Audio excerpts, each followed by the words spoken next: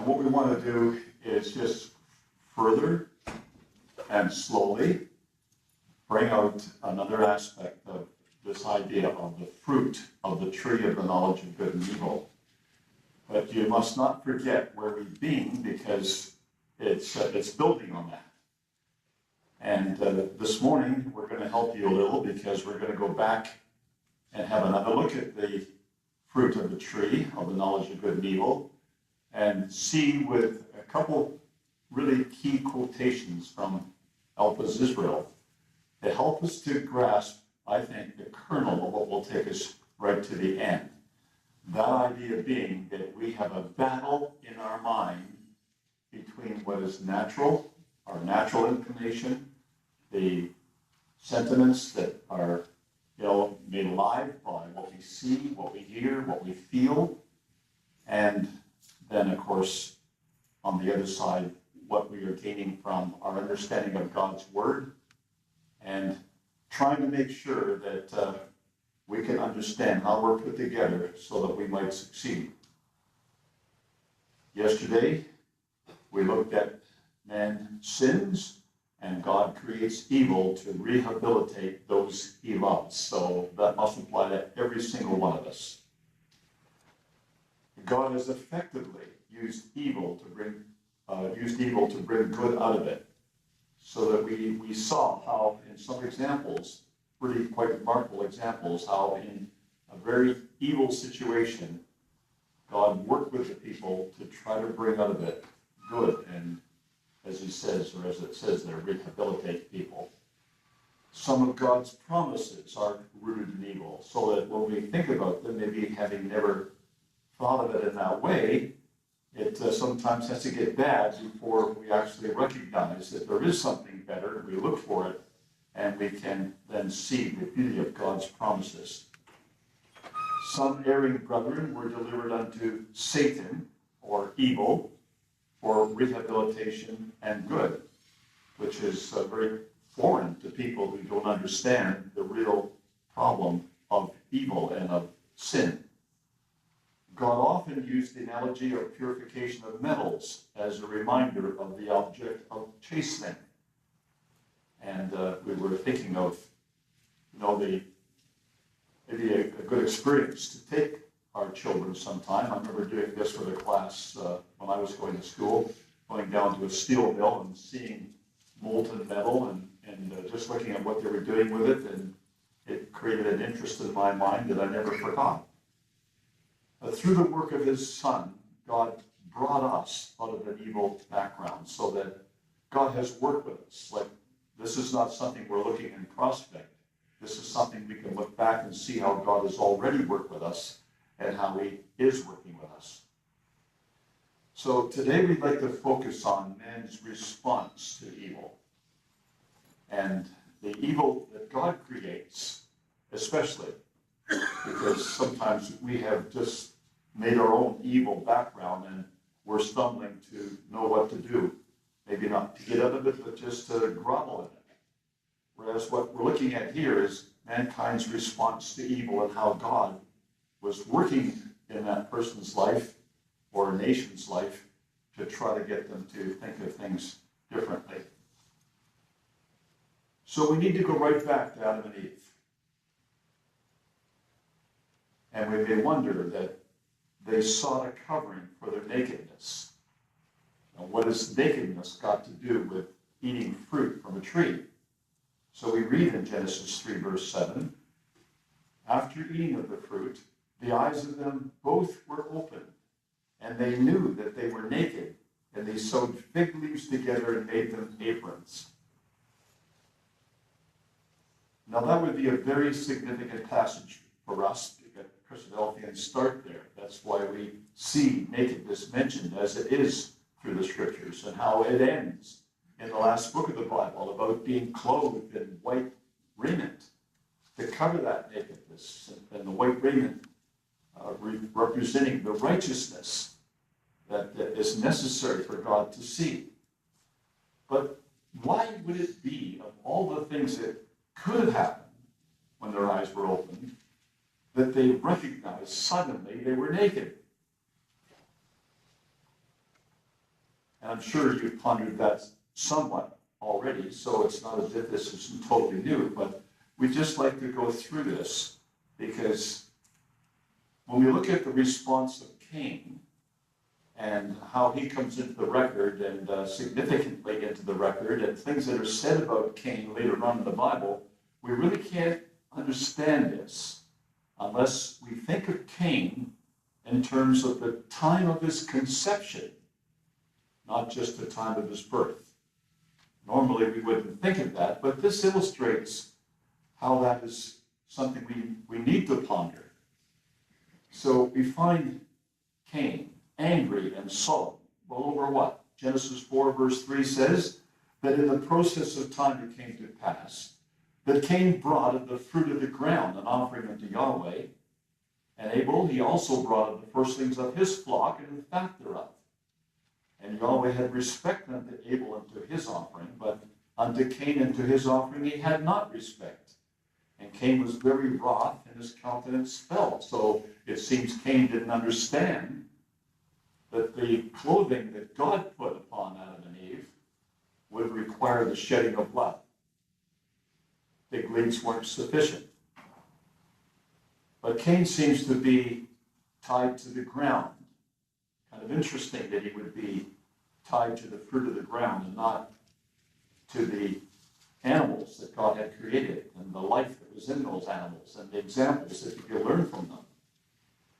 So Cain, being rejected or just turned away from God because of what God said to him, was wroth. Well, who could he be wroth with except with God? And his countenance fell. It must have been a very sullen-looking countenance. But it goes on in the record to say, and Yahweh said to Cain, this is verse 6 of chapter 4, why art thou wroth? Why is thy countenance fallen?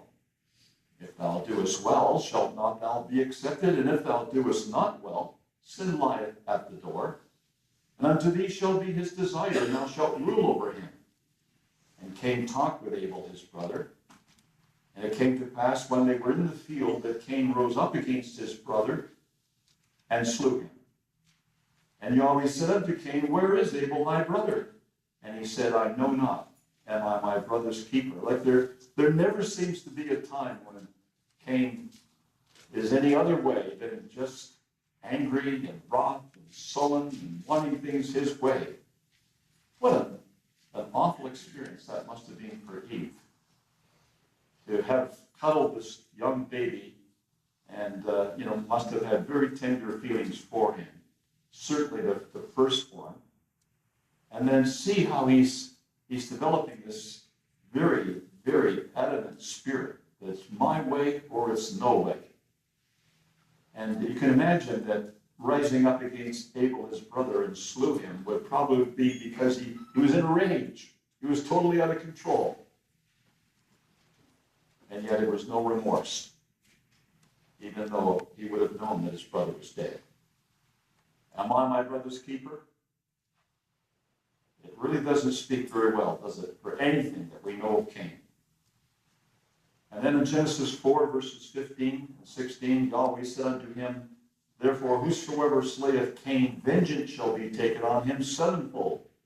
And Yahweh set a mark upon Cain, lest any finding him should kill him. And Cain went out from the presence of Yahweh and dwelt in the land of Nod on the east of Eden. Now a little aside is necessary here because many of the false doctrines of the churches of us stem from those first 3, 4, up to maybe chapter 6 in the first book of the Bible in Genesis. And we're just seeing another one developing in our age with chapter 16, where people have thought that if Cain went out from the presence of Yahweh and dwelt in the land of Nod on the east of Eden, and there he developed his family and built a city, etc., where did he meet his wife? And that's, I don't think, coming out in the purest sense, because I don't believe it's just looking at the record and wondering where he got his wife from. It's that's where people have decided to merge, some people have decided to merge the theory of evolution with what we read in the Bible. That he must have went out and found some other beings that were close to humans. And that's where Cain then developed his city and his descendants. It's totally foreign. Like the Bible says nothing about that. And almost all of those problems we get standing out of Genesis are either somebody adding or somebody removing what the record says. If you stay with the record, you have no answer to who his wife would be, except that it goes on to say that Adam and Eve had sons and daughters, which is very, very likely for people who live that long. There would be many choices for Cain to have. But for people who want to go down a road all by themselves and try to develop some theory, that's a hinge point, verse 16. What we want to do is just talk about Cain in a little further sense here. Because when we go to 1 John, verse 3, we find another comment about this, where it says in verse 11, "For this is the message you have heard from the beginning, that we should love one another. Not as Cain, who was of that wicked one, and slew his brother. And wherefore slew he him? Because his own works were evil, and his brother's righteous." Now, it's obvious from the record that when the record says, not as Cain, who was of that wicked one, that we're going to wonder, who is this wicked one? Does he refer to Adam? Because who else could it be? That's who his father was. But Brother Thomas has brought out the explanation, I think, that certainly Christadelphians believe, but it's very important to understand what he said. Now, I want you to, if you've never seen this, you need to read this carefully. I'll try to read it carefully for you. He says, "As I have remarked before, sin is personified by Paul as preeminently a sinner, and by another apostle as the wicked one, and slew his brother.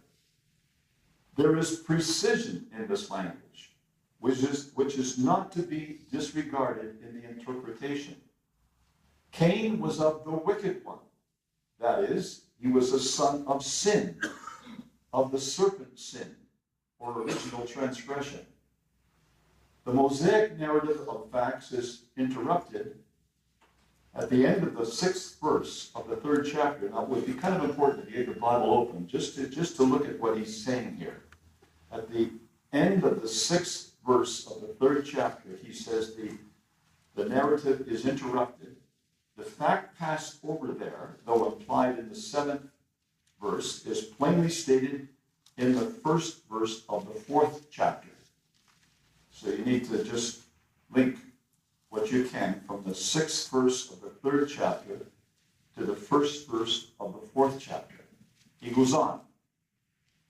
These texts conjoined read thus: "And Eve gave unto her husband, and he did eat with her. And Adam knew Eve his wife, and she conceived. And the eyes of them both were opened, and they knew that they were naked." Now, here was a conception in sin, the originator of which was the serpent. When, therefore, in the set time afterwards, even Eve bare Cain, though procreated by Adam, he was of the serpent, seeing that he suggested the transgression which ended in the conception of Cain. In this way, sin in the flesh being put for the serpent, Cain was of that wicked one, the preeminent sinner and the firstborn of the serpent's seed. Now, anyone reading that for the first time would go over it again, I'm sure, just to make sure they got what Brother Thomas was saying. So the conjoined text for him is that Eve gave the fruit unto her husband, and they both ate of that tree. Immediately following that, Adam knew his wife, and she conceived. And then the eyes of them both were opened, and they knew that they were naked. So the conception was in sin, the originator of which was the serpent.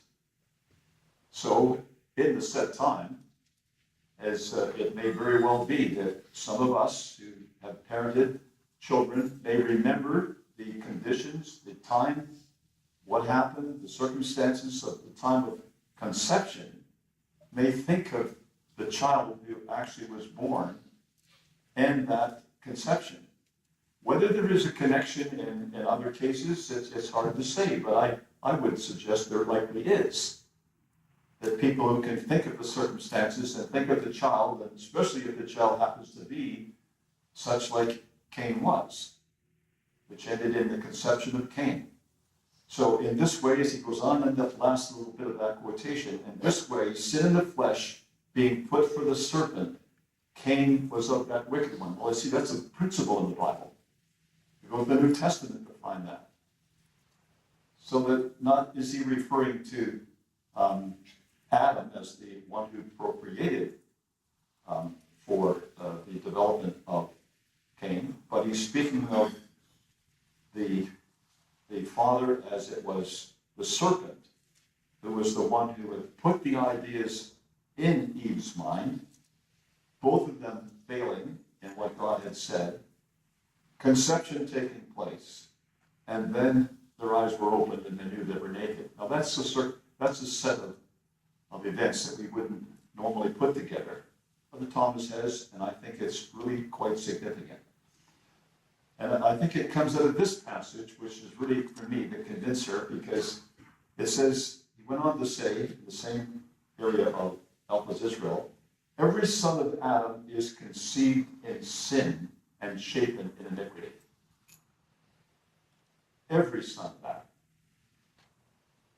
Therefore, sinful flesh, on the principle that what is born of the flesh is flesh, if he obeys the impulses of his flesh, he's like Cain, of the wicked one.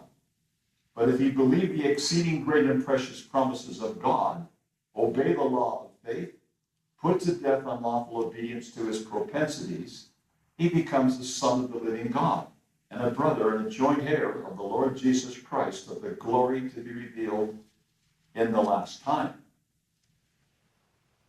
Well, that's the whole idea of what we've been trying to say from very class 1 right through to the present and to the end, that what we have set before each of us is the sinful flesh idea of our mind. And if we allow that to be the dominant feature of our body, then we will obviously die in wickedness. But if we are able to overcome the flesh, have an answer for the promptings of the flesh, able to allow the Spirit to have its effect upon our life and develop alternatives which are righteous in God's sense, in God's sight, then we need not have that fate. Well, that answered for me this puzzle that I had for a long time with Psalm 51. Because we know it's David having the struggle and recounting it in Psalm 51. But when he said in verse 5, behold, I was shapen in iniquity, and in sin did my mother conceive me, it gives you now an alternative. That is he referring to his own mother, or is he referring to Eve? And if we're all born, in the sense of naturally, of the serpent, then we could certainly see how this is applying to all of humanity. Every one of us could say, behold, I was shapen in iniquity, and in sin did my mother conceive me, without referring to our actual mother, but to our original mother. We remember the sequence of events. We use it to explain how we think. We use it to know how we've got to judge in our own life, to choose the good and refuse the evil. So, behold, thou desirest truth in the inward parts, David goes on to say. And in the hidden part, thou shalt make me to know wisdom. Purge me with hyssop, and I shall be clean. Wash me, and I shall be whiter than snow. It makes very good sense when we see the origin of that verse 5. Now, what I wanted to do is just to show you the difficulty that brothers and sisters have had in the past dealing with this problem we have in our minds, that we have this tendency to think as the flesh. So here's Moses in a very difficult situation. He has these huge number of people who are very rebellious when it comes to things of the Spirit, very easily agitated, have often come to him because of not having enough to eat or enough to drink and complaining. And so he comes to God and he says in Numbers 11, verse 13, "Whence should I have flesh to give unto all this people? For they weep unto me, saying, Give us flesh that we may eat. I'm not able to bear all this people alone. It's too heavy for me. If thou deal thus with me, kill me, I pray, the other hand.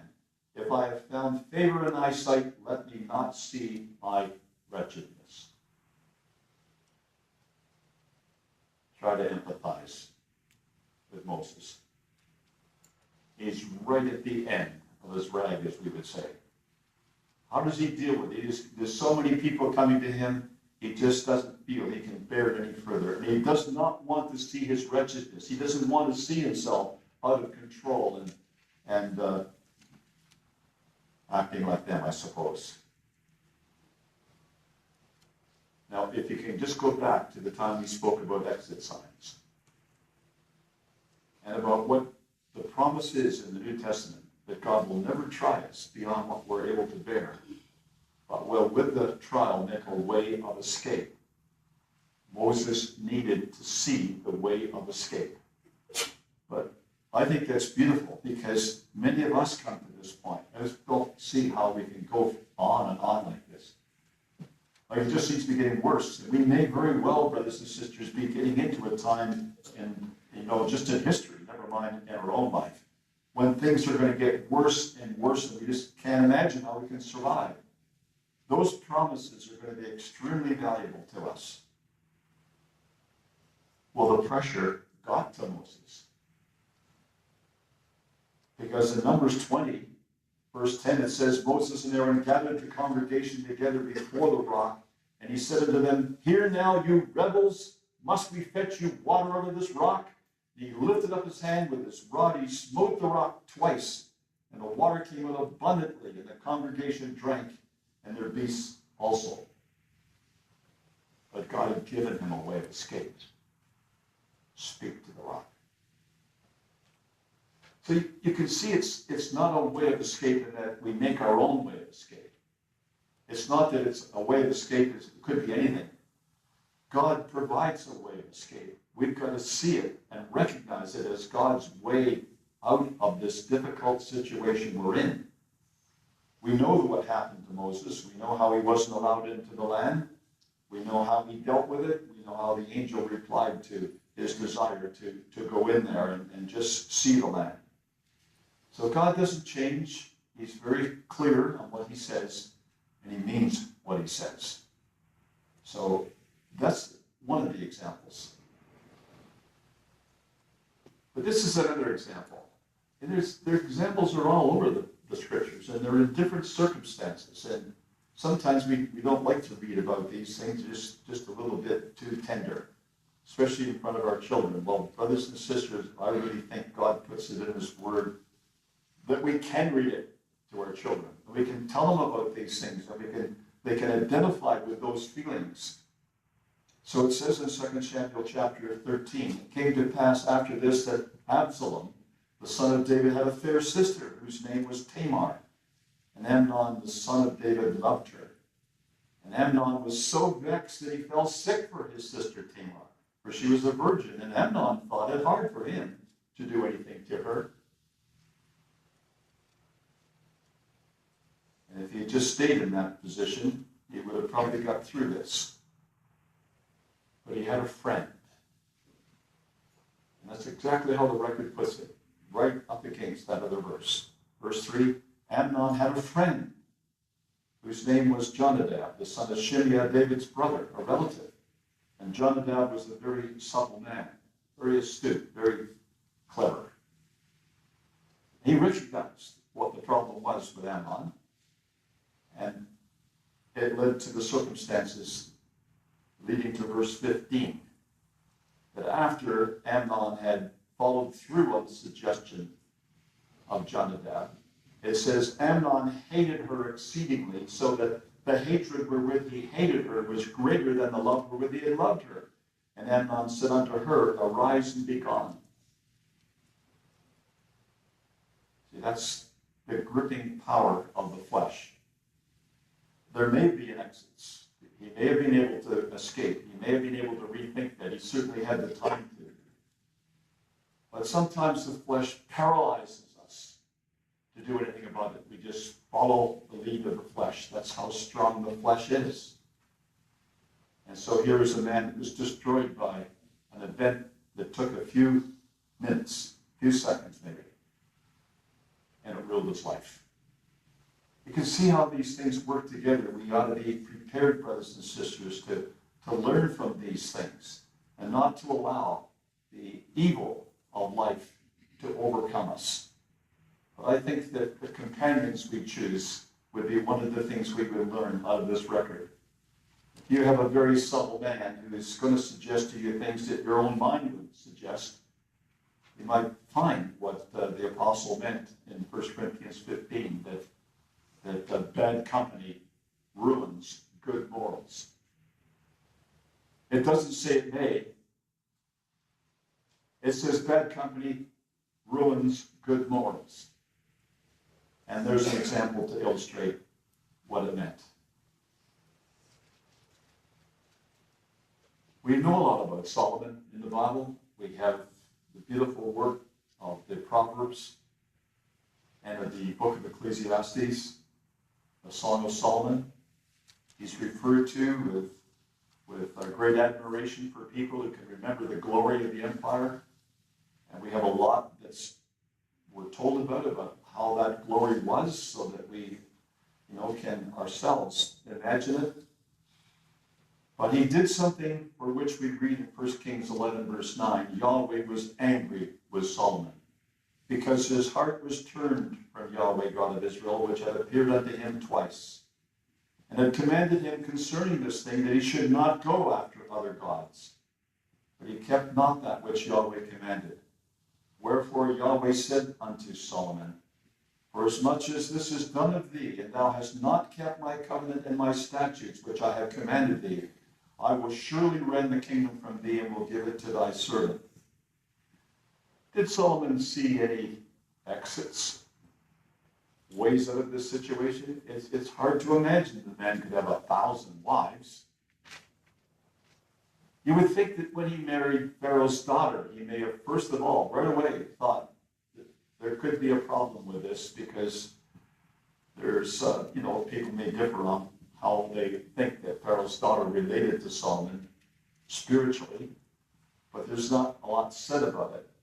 And the fact that he was finally, succumbed to all of these women from foreign kingdoms with their foreign gods, making these places of worship around Jerusalem, that God would be angry with Solomon for that. Why didn't he turn away? Why didn't he discover this long before it got to this point?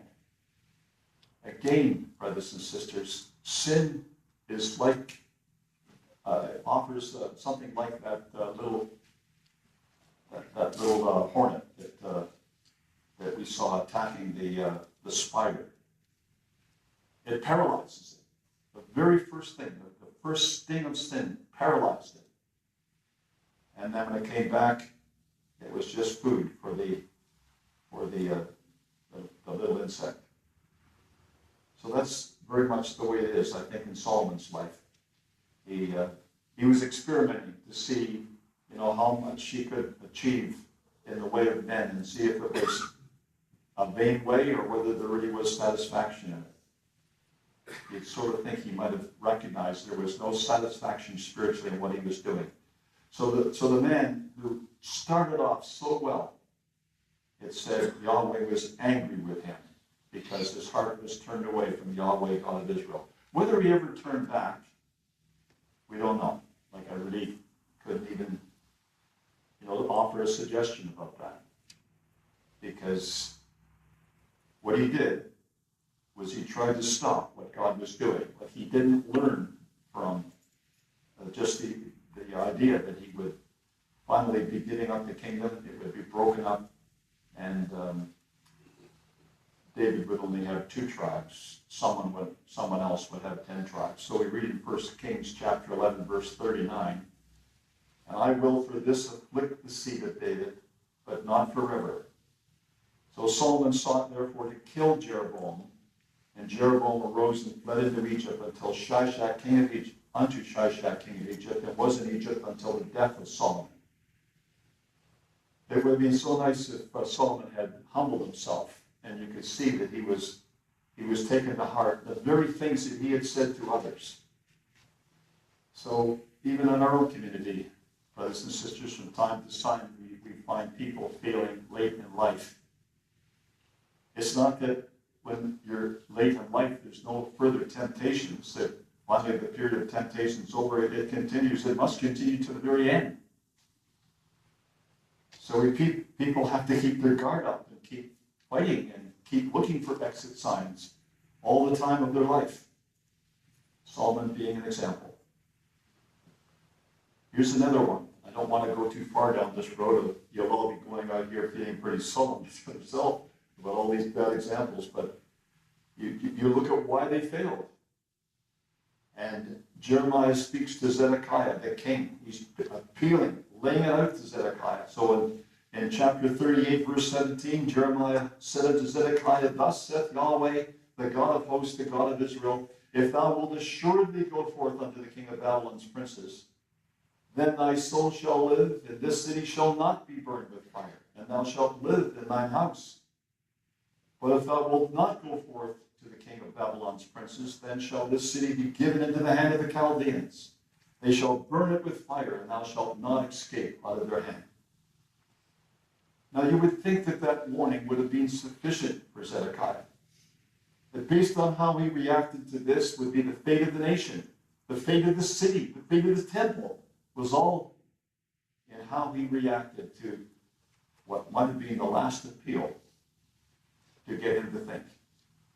Why didn't he? Well, we're told. The same conversation in verse 19, and this reading from the ESV.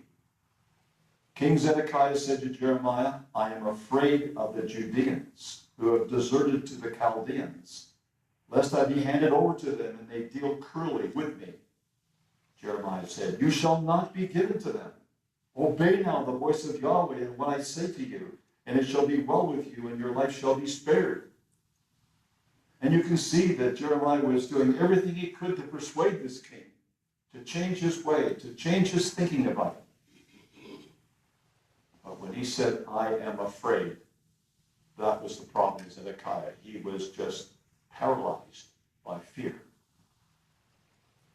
Now, sometimes that is the way with us, brothers and sisters. We may have gotten into little dilemmas where really the problem was we just feared.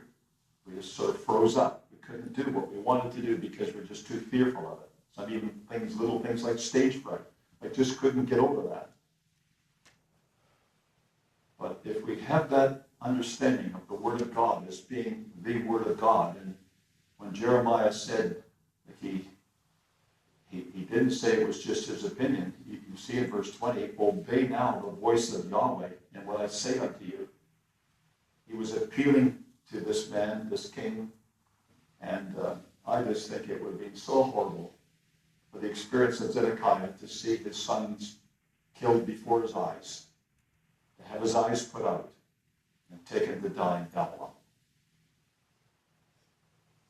The wisdom for us to follow is to see this example and to try to make sure that's not going to be repeated in our life. But some did respond well. And this is where, we can see that people did respond to what God had said. And here's this example of Ahab, which is quite remarkable in the sense that he just had a sentence against him of how he would die and how the dogs would lick up his blood.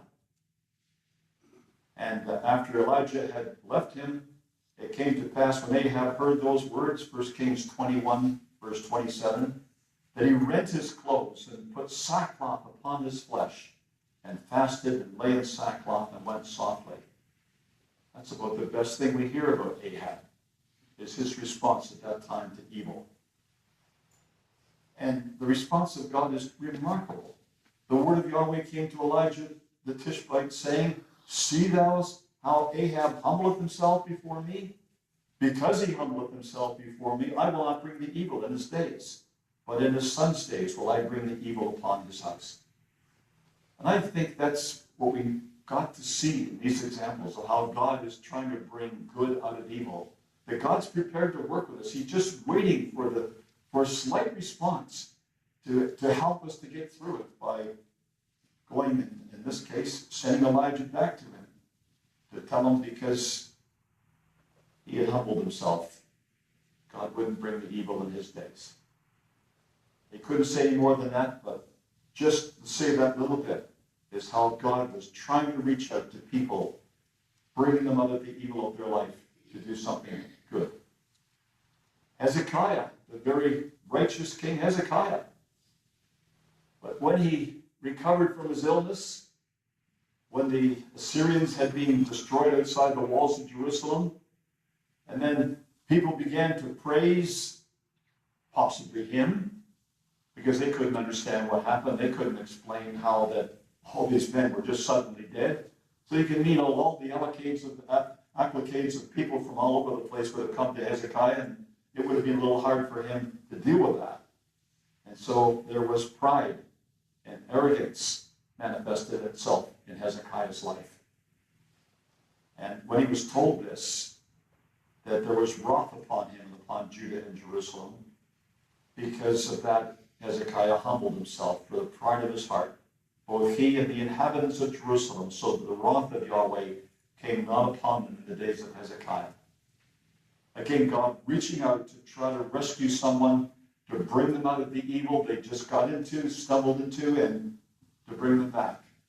Brothers and sisters, that's why we need to be close to the Bible, to have these examples in our mind, to stimulate our thinking that, you've got evil in your life now, but God can bring us out of it.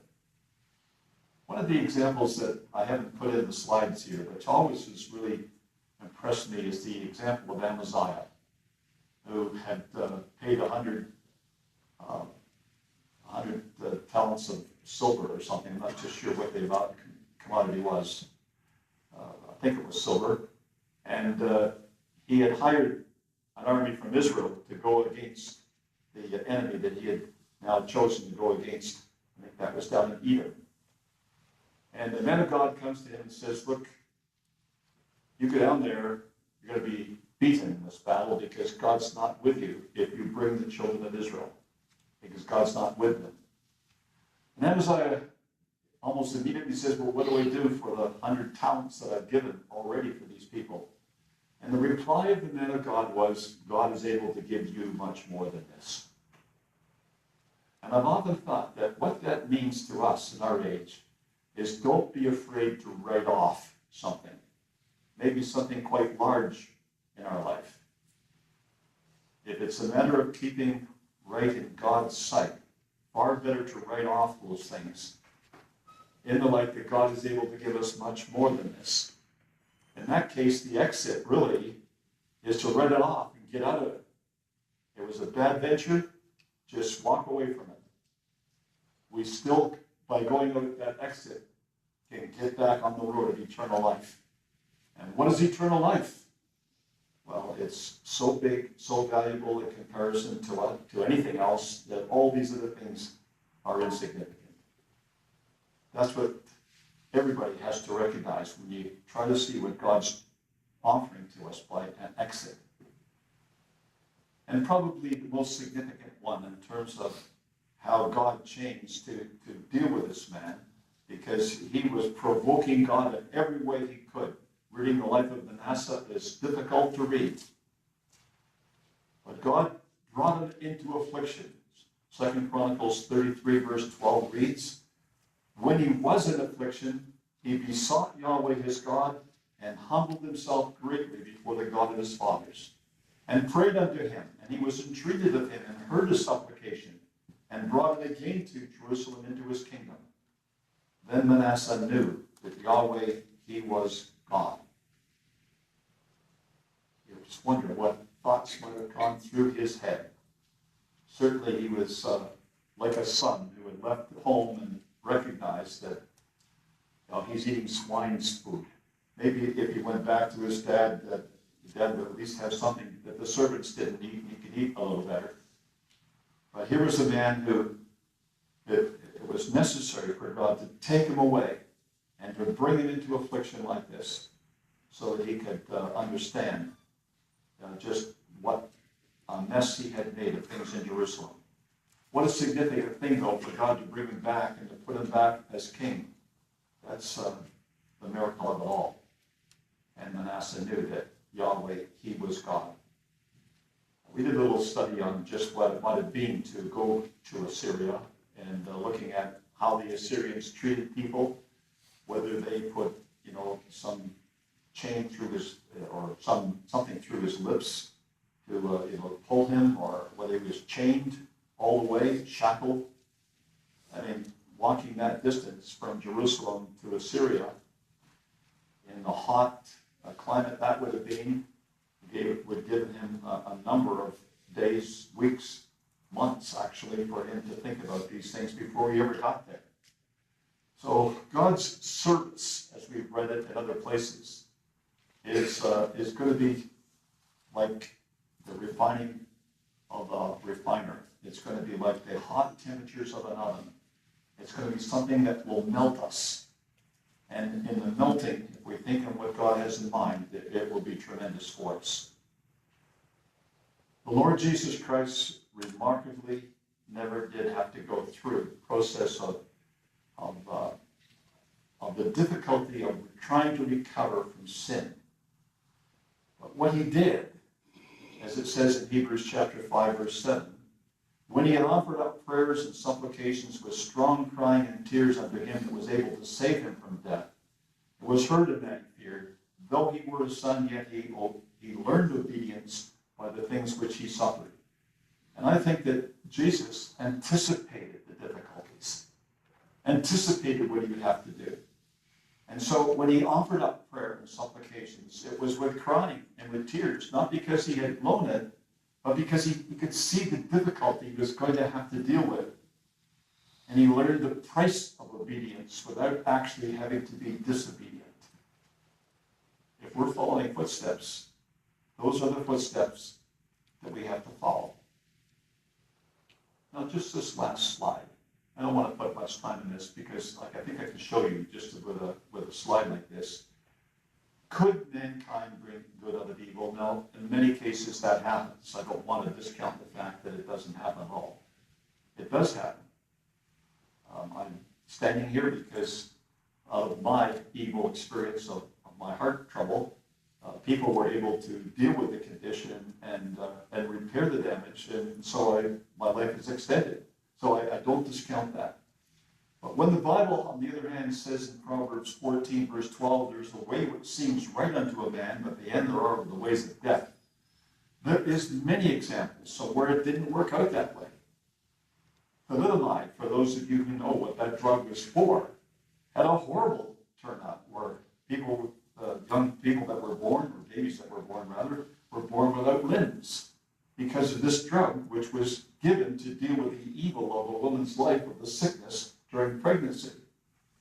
Freon 12, wonderful, give conditions of relief in a hot room because we now have refrigeration until they found that this was also destroying the ozone layer. Plastics, and this was men boasting that now they were able to create anything they wanted because they had these plastics, but only to find out that they don't degrade.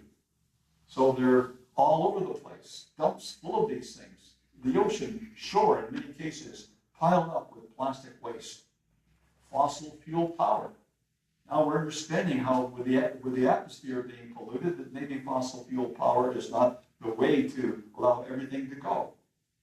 DDT, an insect killer. Wonderful for killing insects, but it killed good insects. It killed a lot of things that it wasn't supposed to kill. The idea of credit, of people buying with money they don't have. And society going down that road only to find out that, well, in many cases, people just don't handle it right. And as a result, a lot of people have had to suffer pretty significant losses. Nuclear weapons and other weapons of mass destruction, another thing that people thought, well, we'll have a deterrent, so we have weapons so great that no one will ever use them. But they have been used. They have been used in battle. And the fact that people have weapons now that could destroy every piece of life on Earth is not something to boast about. It illustrates how any of us would be thinking it would be crazy for anyone to use these things and have a nuclear war. You know, and cigarettes and biological weapons and opioids and on it goes. Every time something new comes up, you just know that at the end of it, there's going to be trouble. And with people now going into marijuana, making it legal in Canada and various of the United States, well, you can just see the trouble that lies ahead. So men have not been able to duplicate what God can do and does do regularly of bringing good out of evil. There is a limited sense to which they can do it, but there's so many failures that you shouldn't try ever to play God in that matter. Just to do what God says and let him work in the way that he chooses.